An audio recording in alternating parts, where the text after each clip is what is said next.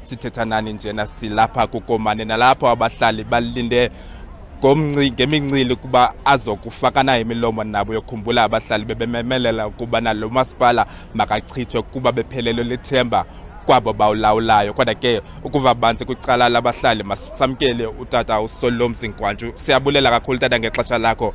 Umphathiswa ugalelekile namhlanje nilindele ntoni? Nkosi kakhulu msaza nami ndiyabulela. Silindelele umphathiswa asincedise ekuchithweni kwalomasipala waseEnock Mgijimi ngenxa yongabilo ncedo kubahlali kanye kubemi balapha eEnock Mgijimi. Ukubheka phambili tata ukuba yena akafikelelanga kwaso sigqibo nizokuthi ningabahlali. Singabahlali sivumelene msasazi kwinto ethi ukuba umphathiswa akawuchithi lo masipala sizawuqhubekeka nokwenza ezintshukumo zokumisa ngqi eKomani nakwakunye neziphaluka njengoba nisithi lo masipala unewards ezisuka ward 1 up to 34. So sivumelene kwinto ethi ke uba umphathiswa akayenzi loo nto leyo sawuqhubekeka nokumisa ngqi lo masipala.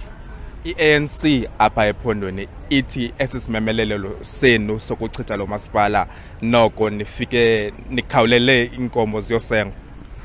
Msasazi njengoba besitshilo sisithi lento ayinto yakwenza nezopolitiko. So siye savumelana ngelithi ke noba iANC noba ngomphi nombutho ozawusuka uzosixelela otherwise ngalento esikuyo asizuvumelana nawo ngoba sithi abantu abava inhlungu ekungasevisweni kakuhle ngendlela elifanelekileyo ngomasipala esikunye nayo apha eEnock Mgijimi. Tata masilinde umphathiswa sizovuba uthini. Enkosi kakhulu ngexesha lakho. Lo ngomnye wabahlali balapha kulo masipala wathwembende zingxaki esithi ubana umphathiswa Nkosazana Dlamini-Zuma makaze nesigqibo esipheleleyo kuba lo masipala achithwe okanye kusazovela intshukumo sizithathe ezindambo sizibuyisele kuni eRhawutini.